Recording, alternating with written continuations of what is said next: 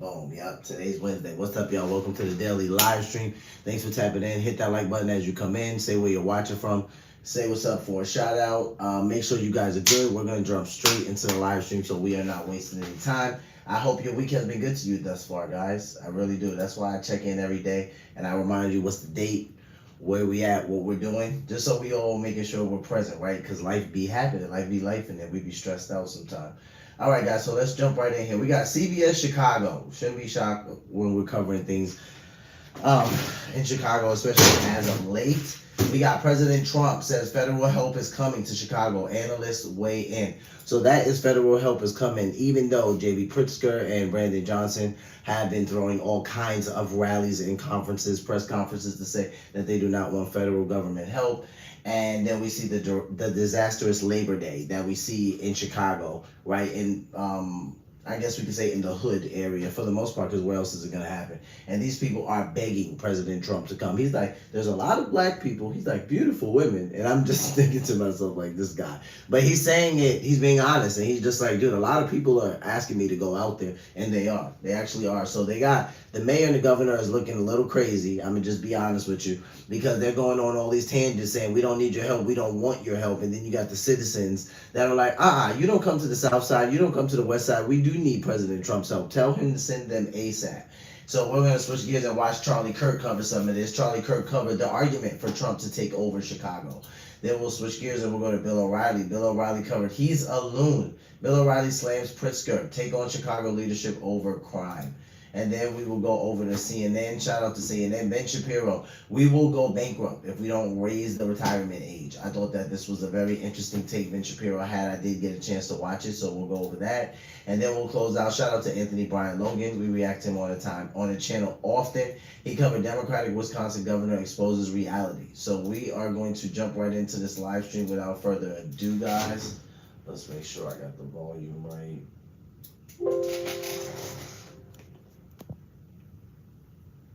Okay, all right, guys. Let's go ahead and get right into it. First up, CBS Chicago, shout out to them. President Trump says federal help is coming to Chicago. Analysts weigh in. Questions swirl tonight about when federal troops could arrive in Chicago and where they'll be stationed. But as of tonight, it's sounding like less of a possibility and more of a reality. President Trump saying today we're going into Chicago, and Governor Pritzker firing back. Well, we're going in. I didn't say when, we're going in. In the coming days, we expect to see what has played out in Los Angeles and Washington, D.C. to happen here in Chicago. Over the last 2 days, that was the crown jewel. They had, I guess, 9 or 10 killed, and 50 hit with bullets. Yeah, which so is in the crazy. last 3 Over weeks, Labor Day he's weekend. lost almost 20 people killed. Chicago is a hellhole right now. It is likely those agents will be with ICE, Customs and Border Patrol, the Department of Homeland Security, and other similarly situated federal agencies. We're going to do it anyway. We have the right to do it because I have an obligation to protect this country. There is no emergency that warrants deployment of troops. He is insulting the people of Chicago by calling... And this is why I said Pritzker's looking a little crazy. Like, the people of Chicago at this point, they literally have the governor and the mayor looking crazy. He said there is no emergency that warrants the federal government to come in. I'm like, bro, you just had 10 people die and 50 people shot. What are you talking about? There's no emergency.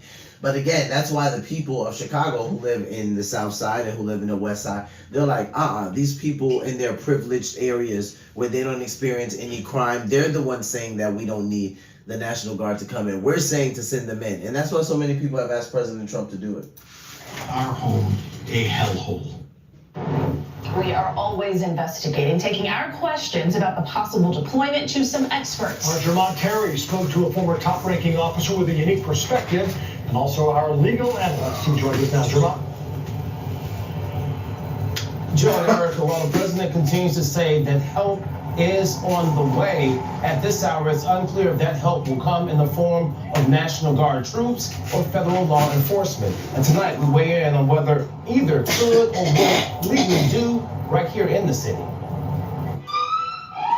After a violent Labor Day weekend in Chicago, the president only doubling down in his efforts to bring federal assistance to combat violence. And we need to do everything we can to eliminate crime. Charles Ramsey spent 3 decades with CPD. I grew up in Inglewood. I worked the West Side. Before continuing his law enforcement career in Philly and as DC's police commissioner. I have used National Guard in the past, both in Philadelphia and in Washington, D.C., but it was in a support role. Ramsey calls military presence in Chicago a mistake. Military people are not trained, and nor should they be. They're war fighters. On Tuesday, a U.S. district judge in California ruled the president violated federal law when he sent Guard members to L.A. during immigration protests. The judge said by expanding to more cities, Mr. Trump is essentially creating a national police force with the president as its chief. However, that injunction was limited to the state of California. CBS legal analyst Irv Miller says if troops are mobilized to Illinois, then our attorney general must go to court. I suspect that if it's National Guard or active military, they'll file a lawsuit. If it's FBI, ATF, Secret Service, law enforcement personnel, they won't file a lawsuit. And it's those federal law enforcement resources Ramsey says Chicago should and will likely embrace. But it needs to be planned. They need to have a specific mission and can't just throw a lot of federal resources into an area with no coordination at all and no request for that kind of assistance. The governor cited sources saying federal intervention could come to assist ICE agents, and that's leaving many uneasy as Chicago prepares to welcome Mexican independence celebrations. Policing is different, and it shouldn't be a political football. This is serious business. Now, Ramsey adds that if armed troops come to the city, they will likely deter crime while they are here. But the moment they leave, Chicago will likely see a significant spike in crime. As our legal experts also say that attorneys are embarking on a new legal field when it comes to what is playing out here. And both sides will likely fight all the way possibly to the highest court. Reporting live downtown tonight, Jermont Terry, CBS News, Chicago. Jermont, thank you. I've heard this where they're like, okay, as long as the National Guard or the troops are here, we're going to see crime go down, and then when they leave, we're going to see a significant spike in it. And I'm thinking to myself, like I heard J.B. Pritzker say this specifically, and I'm like, how can you say that? How can you not put something in place while those National Guard people are there, while the federal government is helping you, to where after they leave, you don't experience a spike in crime? Obviously, you have the threat to where now they know that the president, the federal government can bring them in there when they choose to if things get out of control. So how can you just say, oh, while they're here, it's going to be low and everything's going to be good, and then there's going to be a spike in it, so you're not going to do anything? Like, you just want the National Guard to come there and walk around and patrol your neighborhood, and then when they leave, you're just going to let the animals basically just run wild again. No, you should be putting some type of action plan into play. When you have the citizens of Chicago, especially on the south side and the west side, saying, President Trump, please bring the National Guard here. We don't feel safe. You got people saying, how can you feel safe here? So for them to just say, oh, once they leave, there's going to be a spike in crime. I'm like, dude, so you guys don't even plan on doing anything. You're going to let the federal government help, and out of spite, you're just going to be like, when they leave, like, yeah, you guys go back to tearing things up like you did. That's unacceptable. So I'm hoping J.B. Pritzker and Brandon Johnson have a better plan than that. All right, we're going to switch gears and go over to Charlie Kirk now. The argument for Trump to take over Chicago. Let's take a listen. Chicago, they celebrate Labor Day differently. I grew up in the suburbs of Chicago, and the way that the teenagers and the youths, they celebrate Labor Day a little bit differently. You see, in Chicago, unlike in most pockets of America where it's all just about family and tradition, you see, in downtown Chicago, they want to break records. Now, they didn't quite break a record, but they got close. Prepare cut 288. This last weekend, 52 people were shot in the city of Chicago, 7 of them killed. Now, based on the shot to death ratio, I can tell you there's not a bunch of white supremacists doing this. Play cut 288. 52 people, I should say, were shot in Chicago, 30 different shootings over the holiday weekend, 7 people killed. Aren't numbers like that still a problem that your city needs to address? What more can be done to address that? Trump is a dictator. I think we got to be very clear. He's trying to normalize violence. He's trying to normalize military deployment in American cities. What we have not seen is really a systemic investment that will actually address the core issues. I had shootings in my ward. One of them was a tragic shooting of an unhoused neighbor. So the Trump administration is saying that they're going to address the issue of unhoused residents by putting them in jails, in concentration camps. Are they going to address the issue of violence by withholding $800 million that have gone to the city like Chicago for violence prevention programs?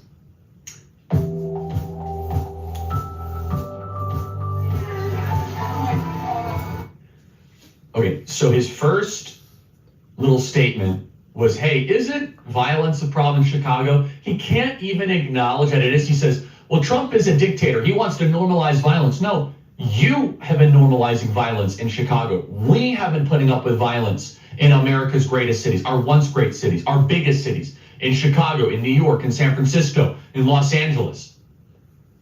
And President Donald Trump, he is now willing to bring in federal troops, to bring in the National Guard, the FBI, and put the DC model into Chicago. And to see how hard the Chicago political class is fighting a decrease in crime, this is a eye-opening experience, I hope, for a lot of Americans right now. The Democrat Party is the party of crime. Write that down. If you have a Democrat in your life, what is the argument that they're giving you against bringing in federal troops?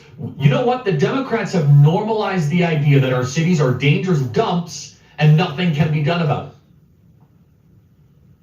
it. Democrats, they like criminals because they feel sorry for them. You see, their entire worldview, their entire philosophical view is one that you are nothing more than a product of your environment. It's a very Marxist, materialistic, secular humanist way of thinking. It's that you do not have agency, you don't have the ability to rise above your circumstances. But you see, the guy that's shooting, he's putting his gun sideways and he's shooting up a bunch of youths at 2 a.m. He's really a victim. No. He's a victim of white supremacy, of capitalism. He's a victim of the patriarchy. He's a victim of all the different structures around him, and we should feel sorry for the criminal. Yeah, and that's ridiculous. Of course, the left has no such empathy for victims, no such empathy for civilization, because at its core, the left is a decivilizational movement. And no better way to decivilize the United States of America than have widespread crime. Widespread crime is the easiest way to turn a first world nation into a third world nation.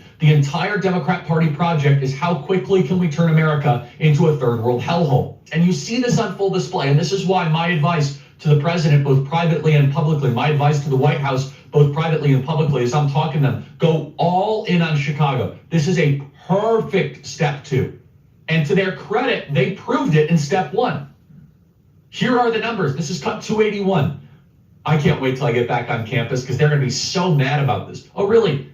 In DC, robberies are down 71%. 71%. Play cut 281. 71 is crazy. Here's why Democrat cities are plagued by violence should consider getting on board. If you look here at Washington, D.C. at a 2-week period this year compared to last year, property crime is down 20%. But the biggest thing are all of the violent crimes, often including robbery, which is down 60%. Homicides are down 71% from last year over this exact same period of time. Assaults with a dangerous weapon, down 10%. Yet, if you listen to Democrats, they don't care about those statistics. No, and it's my great friend, Charlie Hurt, who I was able to host Fox and Friends Weekend over the summer with him, and I'm going to do it again this fall. The only thing I would add, Charlie Hurt, is no, they do care. They're actually pro-criminal. It's a much different thing. The idea of law abiding bothers them because the law itself bothers them. The Democrat Party thinks the law are extensions of a white supremacist construct. They think they're an extensions of a failed Western civilizational ambition. They look at this through the lens of de-civilization.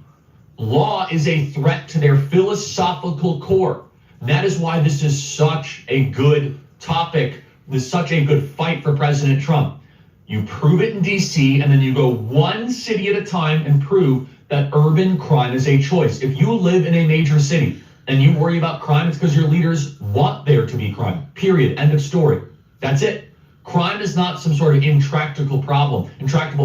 Crime is not some sort of riddle. Crime is not the human genome. Crime is not us trying to figure out to break through the fourth law of physics or try to come up with something new. No, crime is actually super simple. Lock people up for a long period of time and have a lot of police and don't tolerate it. Lock people up for the small crimes and they won't do the big crimes. It is working in DC. Play cut 286. They say more than 1,300 arrests made so far. That includes a dozen known gang members, one part of Tren de Aragua, who's the subject of a murder for hire probe. Another's a minor taken into custody for intent to deal fentanyl. Plus 5 missing children rescued, all that since August 7th. And murders are down significantly. You see, the Democrat Party, this is why this issue, my advice to President Trump is go all in on this for the rest of your presidency. Because this issue exposes the unpatriotic, decivilizational, lawless core of what the Democrat Party is. It exposes the Democrat Party being a anti-Western American parasitic contagion. Because the Democrats have to oppose everything Donald Trump does. We've made fun of that. We've done plenty of humor. You know, Donald Trump says, I cure cancer, they'll be pro-cancer. We talked about that. So Donald Trump says, I'm now bringing down crime, and they have to find some sort of way to verbally contort, to do some sort of strange rhetorical calisthenics to try to convince you that this is bad. That no, actually crime going down is white supremacy, or it's the nationalization of our cities. Well, the nationalization of our cities is better than what we've been living through. I'm Elmer Heinrich, at 91 years of age with my wife Shirley, who is 82. Now both of us are still cutting a white. Forget. Rudy was injured in a car accident And God bless. And Rudy Giuliani proved this in New York City. But how easily we forget. Rudy was injured in a car accident this last weekend. He stopped to help a woman who was apparently a victim of domestic violence. As he was pulling back out, he got hit at high speed from behind, broken vertebrae and everything. Now Trump says he's receiving the Presidential Medal of Freedom. These cities have become unlivable. Everybody knows it. You're afraid to say it. And the response by the Democrat elite is so telling because they don't actually care about their constituents. They pander to a small subset of gangbangers, teenagers, youths, and for them, they would much rather have a dangerous, crime-infested city where they are, quote unquote, elected and in charge than President Trump being able to bring in additional resources and bring down crime. Brandon Johnson might be the most unimpressive mayor in America. He's doing a terrible job. He is not well liked by the people of Chicago. He's not smart. He's not bright. He shouldn't be the mayor of Chicago. Chicago deserves so much better than Brandon Johnson. His approval rating is below 20%. He's a Marxist. President Trump got like 30% of the vote in Chicago. So just so we are clear, President Donald Trump has more approval in Chicago than Brandon Johnson. And in order to be mayor of Chicago, you run in kind of a jungle primary, what it's called. And so you have like 8 or 9 different people that run. So if you get like 28, 29% of the vote, you become mayor. Now there is a runoff system, I think, and he ended up winning the runoff thanks to the teachers unions, which run the entire state of Illinois. This is Brandon Johnson, who is overseeing 52 people shot and 7 people killed.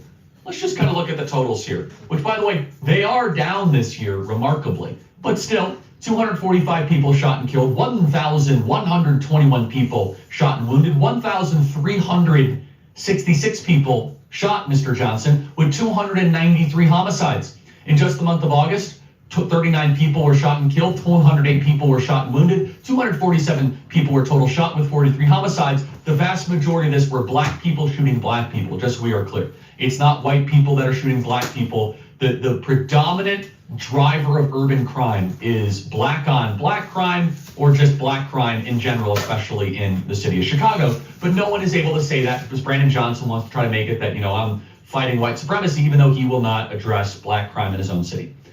And just because we've been desensitized and used to this doesn't mean it's okay. Just because I grew up my entire life getting used to, 300 to 500 people getting shot a summer in Chicago does not make it okay. This is Brandon Johnson, play cut 307. Are you prepared to defend this land that was built by slaves, a land that was built by indigenous people, a land that is built by workers? Are you prepared to defend this land? The people united will always prevail. I'm not gonna lie, when I saw this, we covered some of this yesterday, and I heard Brandon Johnson talking like this, I was like, see, this guy is way out of touch. Like, what is he even talking about? This has nothing to do with the fact that you have like some of the highest, most violent crimes in the country, and that President Trump is trying to send in federal government to help you. And he's talking about all this nonsense. I'm like, oh man. I need you all to stand firm, to stand strong. If this president decides to continue to break this country. Okay, let's go through a couple things. First of all, are you encouraging people to fight federal troops, Mr. Mayor? Is that what you're saying? Sounds like an insurrection language. If a Republican governor were to say something like that, under Joe Biden, also, how is that any different than how the left got really mad and angry at Mr. Wallace, George Wallace? Remember, I'm going to fight federal troops against segregation. Well, you're going to fight federal. See, the Democrats, they have some parallels throughout their history. In fact, I think Wallace was a Democrat, if I'm not mistaken. If we go a level deeper here, though, which I think is very important, just a side note before I go a level deeper, Native Americans did not build Chicago. Okay, the Potawatomi Indians did not build Chicago. The Illinois tribes did not build Chicago. They occupied Chicago. They didn't build anything, okay? Very sweet, nice people. They didn't build anything. Are you looking for the most affordable way to add electric heating and cooling to your older home? If that's the case, then you're going to want to take a look at this new system. Chicago really started as a military base in 1803, Fort Dearborn. It was built largely, by the way, by the Irish and the Poles and the Czechs and the Bohemians and the Italians. And it was not built by slaves. I mean, there was a big influx of black migration that came to Chicago. And actually, before we decided to addict a bunch of our populations on government benefits, those parts of Chicago were flourishing, were safer. Chicago was largely built up after the Civil War, Mr. Mayor, but he just has to say it because it's kind of part of the modern incantation of the Democrat Party. I think President Trump should call his bluff. I think we should flood the zone. It's already working in Washington, D.C. Chicago is a next perfect test case. As I said in D.C., and people laughed at me, you bring in the tanks, you fly the drones, you send in the Marines. It worked in D.C., it will work in Chicago.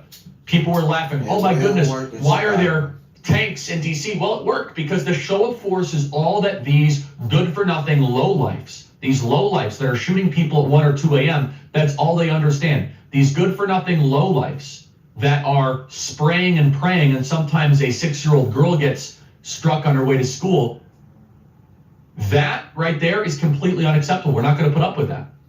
In the United States of America, we're not going to put up with urban crime anymore. We're going to go city by city, block by block. And the Democrats really don't like it. The left, they don't know how to answer it because, oh, our cities are so safe, so stay away so we can keep them unsafe. Really? You guys have been complaining about how dangerous these cities are for a while. Give us more money because our cities are so unsafe. It's time for a federal takeover of Chicago. We've been calling for this for quite some time. I think we're getting closer. I think you're going to see the president pull the trigger sometime soon. Let's play another piece of tape here. This is from this last weekend. Play cut 302. No federal troops in the city of Chicago. No militarized force in the city of Chicago. Brandon Johnson We're going to is defend our madness. democracy in the city of Chicago. We're going to protect the humanity of every single person in the city of Chicago.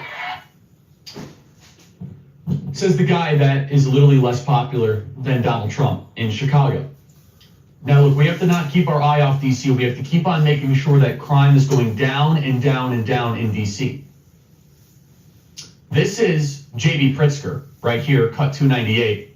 J.B. Pritzker is saying President Trump is planning to do immigration raid in Chicago to keep the illegals from voting in the 2026 election. It's ridiculous. Wait, let me repeat that. J.B. Pritzker is worried that illegals being deported might impact their chances in the 2026 election. Play cut 298. This is a part of his plan to do something really nefarious, which is to interfere with elections in 2026. He wants to have troops on the ground to stop people from voting, to intimidate people from going to the voting booth. So take note, that is what this is all about. I challenge J.B. Pritzker just to walk the west side of Chicago. I can pick the neighborhood without your security. Why don't you wear a GoPro camera and let's see what happens. President Donald Trump is going to do a major immigration raid. By the way, we have to go block by block. We need to up those deportation numbers. They're actually pretty good. I think we could actually get to 2 million this year. Let's play cut 292. The Trump administration is planning to conduct a major immigration enforcement operation right here in Chicago. Sources confirmed to CBS News that could include armored trucks, federal troops, and ICE agents flooding the city. What is so amazing is how we have been desensitized to grotesque aspects of the lower bowels of humanity, these lowlifes. If you visit other countries around the world, you realize you don't have to live like this. You don't have to have 300 murders a summer. You don't. And Democrats have been so propagandized by their leaders, and that's why this is so good. If people can feel a material increase and a material improvement in the quality of life, that shifts the Overton window in a dramatic way. You see, the Democrats, some of this is rooted in progressive idealism. Democrats often operate with assumptions that human beings are fundamentally good. This is a very important thing. The teaching from the scriptures that man is originally flawed and that we have original sin is one of the reasons why we believe that you need laws and you need restraints. But Democrats, liberals, they have a Rousseauian view. That's Jean-Jacques Rousseau, a Rousseauian view of human nature. They think human beings are naturally good, and that it's all of the environment that contaminates us. I encourage you to apply this methodology to any liberal that you talk to in your life. They generally think that human beings are born naturally good. The Rousseauian view, they will privilege the infant over the adult. They think the infant is actually a better person because you were born good and you grow to be bad because of what is around you. The Rousseauian will value, this is important, the primitive over the civilized. Why do you think that Brandon Johnson needs to mention the indigenous people? Because they value the primitive over the civilized. To them, civilization is a toxin. We look at civilization as a blessing.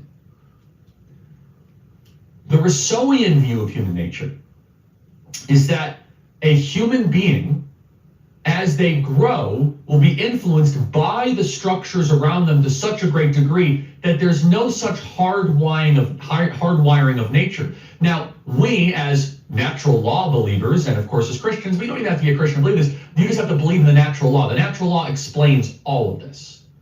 We, as those who understand that normativity is woven into nature, we say, wait a second.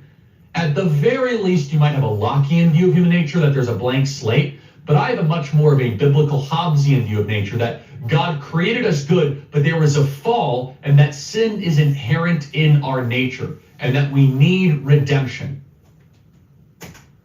If human beings are naturally good, why do you have to teach kids manners? I find that most people who think human beings are naturally good have not spent a lot of time as parents. They really haven't. At least not with younger children. Civilization is Definitely order, not with but the teenagers. left looks at civilization as an authoritarian takeover project. They complain that America itself is authoritarian. So why wouldn't they also think that President Trump's takeover of Chicago is authoritarian? And I'm gonna stop it right there. You guys can head over to Charlie Kirk's channel and watch the rest of that. But that's what I'm saying. These people, they're spewing the worst propaganda ever. And the mayor and the governor just look so crazy at this point. You have so many NATO Chicagoans saying, we need President Trump to do this. And you have J.B. Pritzker and Brandon Johnson just doing press conference after press conference, rally after rally, talking about we're going to protect ourselves. And are you ready to defend this place that was built by slaves? And I'm like, come on, Brandon Johnson. Like, you guys got people literally dying in droves there. I mean, 50 people shot, over 50 people shot is ridiculous. And still, they literally have the audacity at this point to go on there and say, no, we don't need this. We don't need this help. It's really sad because the locals are saying we do need it. So it looks kind of crazy at this point. Let's switch gears and go over to Bill O'Reilly. Bill O'Reilly says he's a loon. Bill O'Reilly slams Pritzker, takes on Chicago leadership over crime.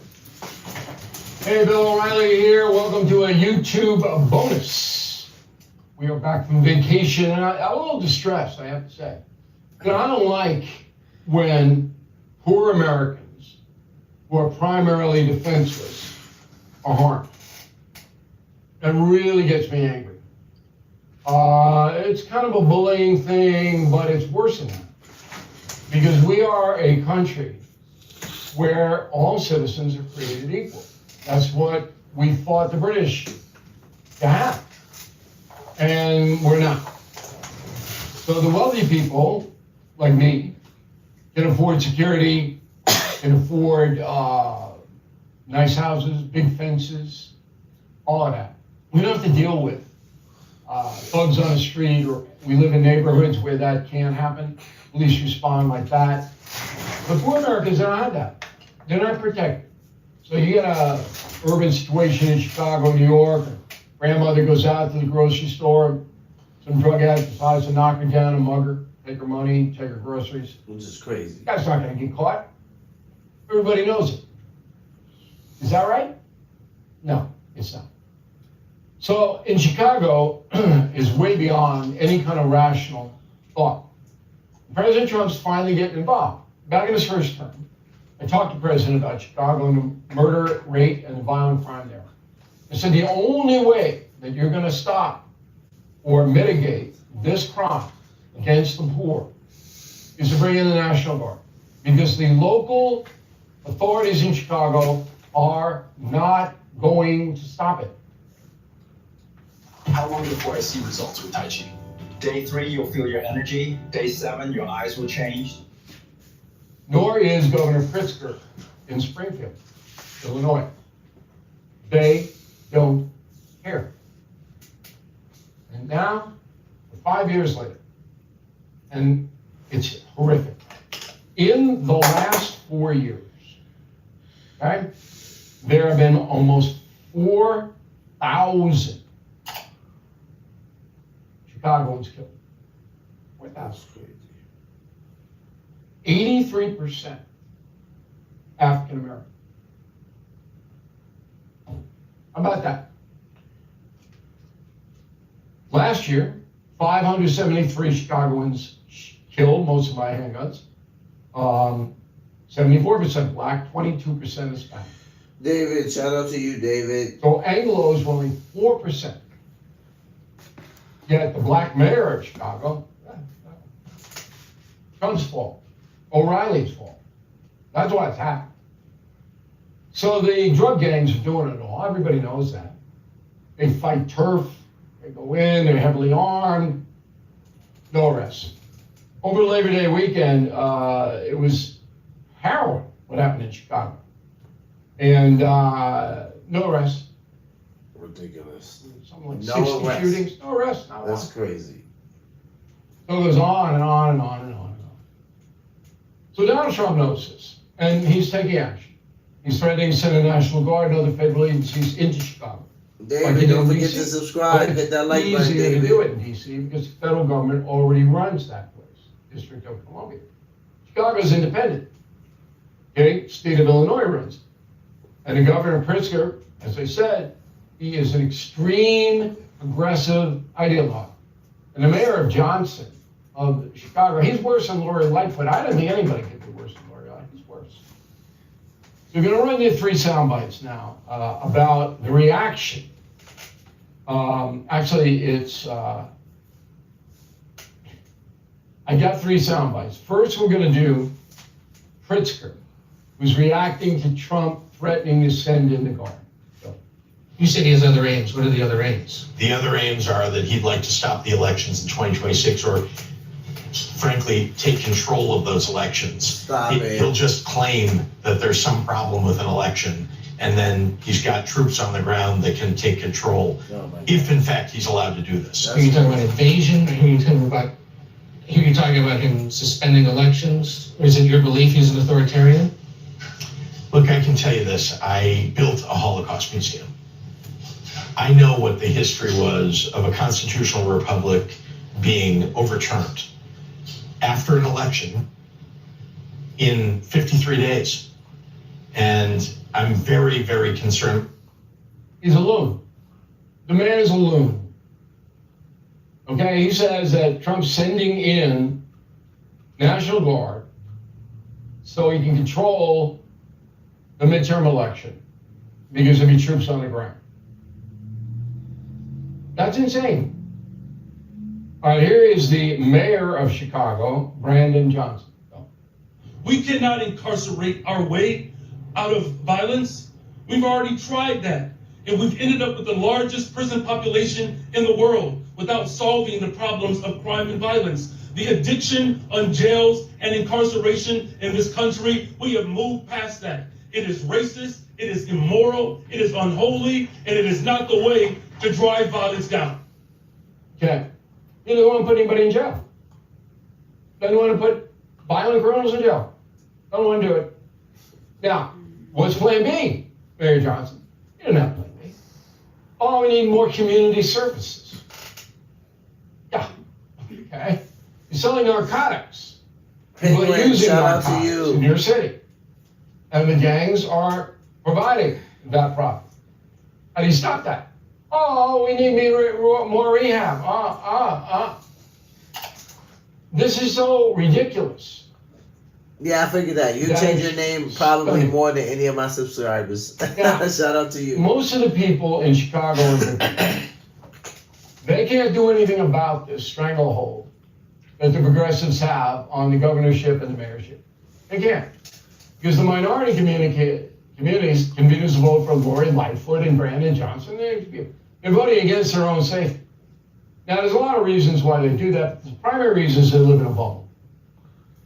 They don't hear the other side. They don't take the time out to think, maybe it's be like that. Don't forget to hit that like button, penguins. Cold and flu season coming on up. We all know it. And it really is nothing to take lightly. So when people start getting sick all across the country, you save 10%. The cops in Chicago, sketchy traditionally, I think are trying. Here's the superintendent.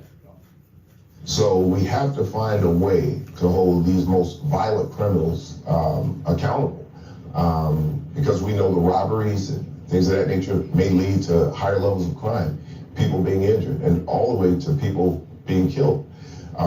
We really have to do something when it comes to penalties for people who commit violent acts.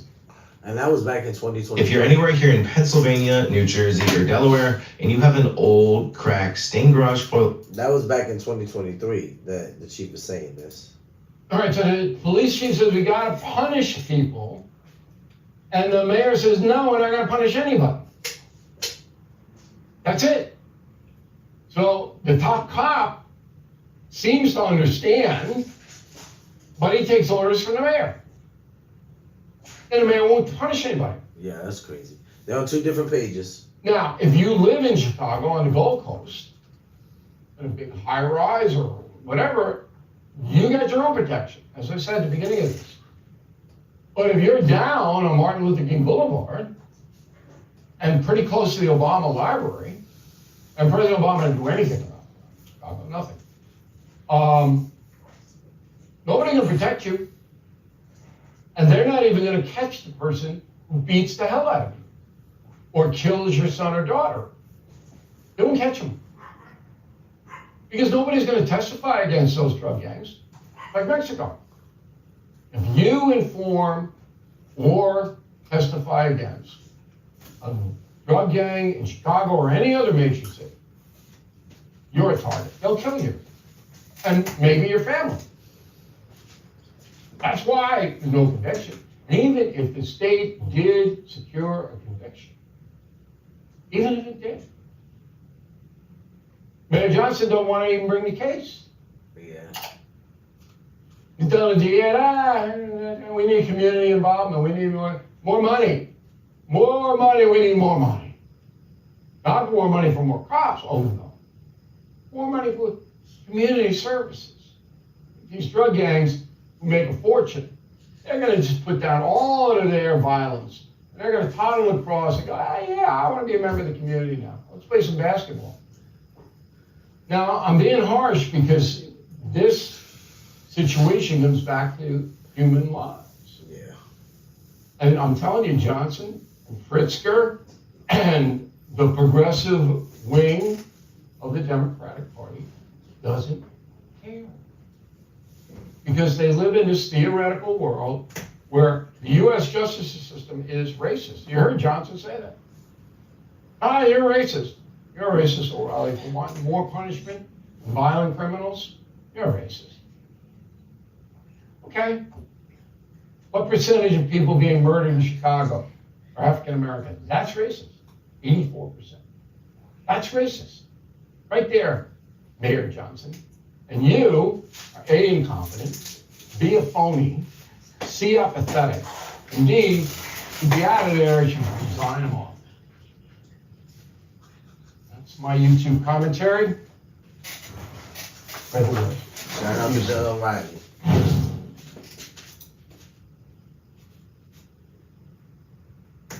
Yeah, I think Bill O'Reilly has pretty sound judgment. I always say in his older years, he's a lot more fair, and I can appreciate it.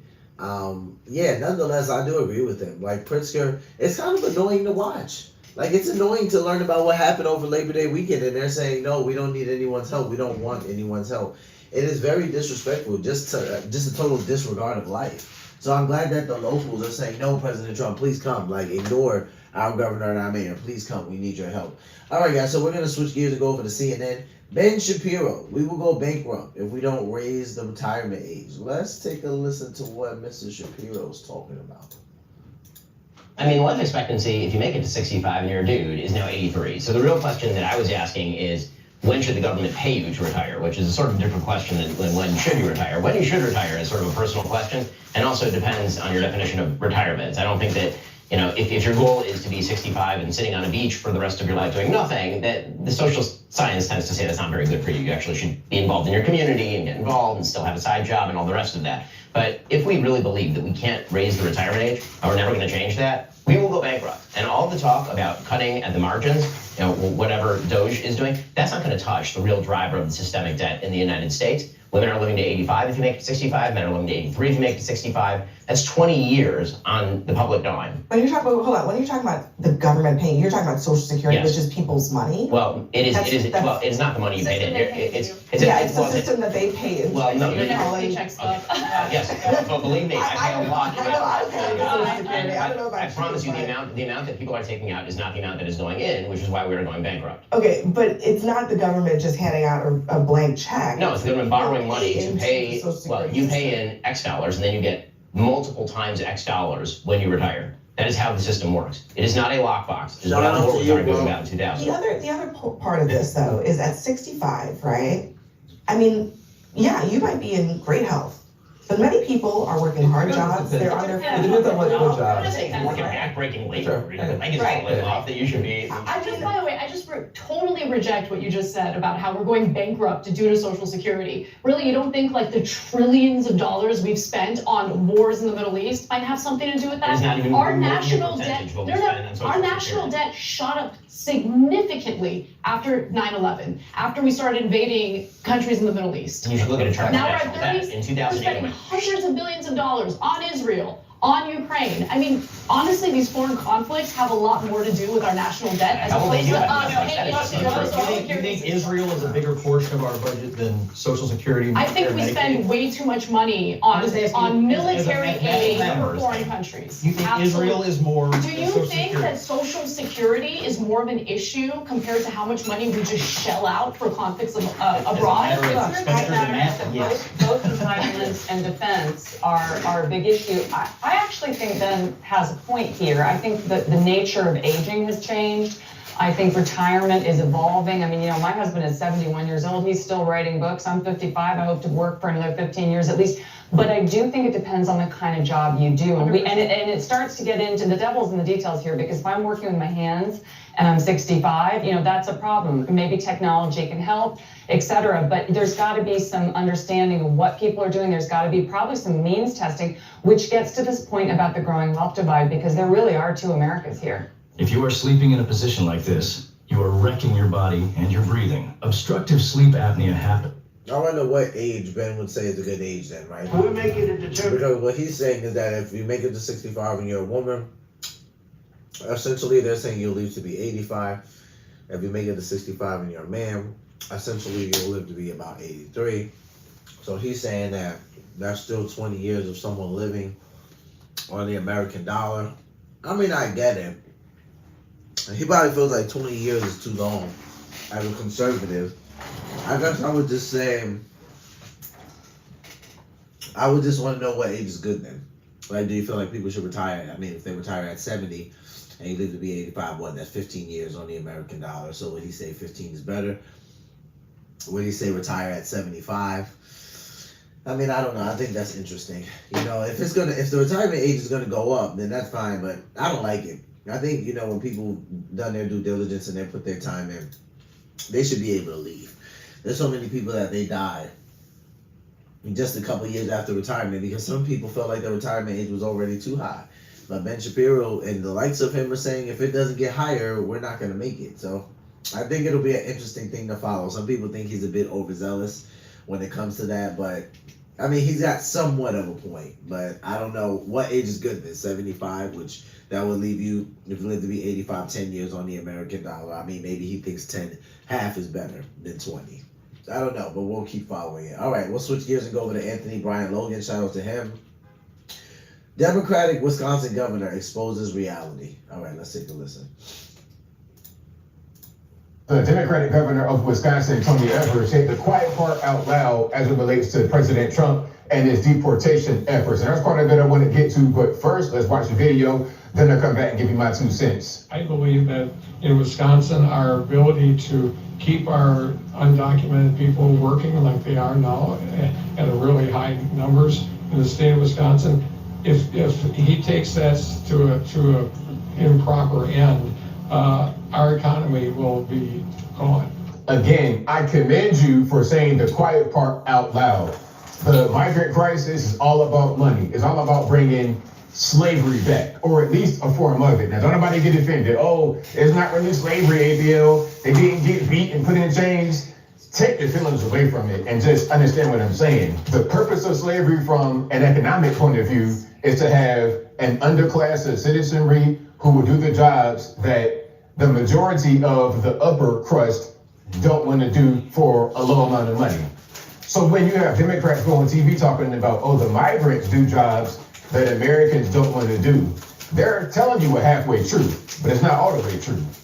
Some Americans is a key word. I don't mind getting my hands dirty. This is the perfect time to be someone who wants to do something in this country. Unfortunately for you, the Democrats have allowed millions upon millions of these illegal aliens to come in to bring back slavery, robbing you of your ability as an American, your right as an American, to go out there and work for fair wages. Now, I'm not trying to say that you gotta get paid $1 million an hour, but let me ask you a question.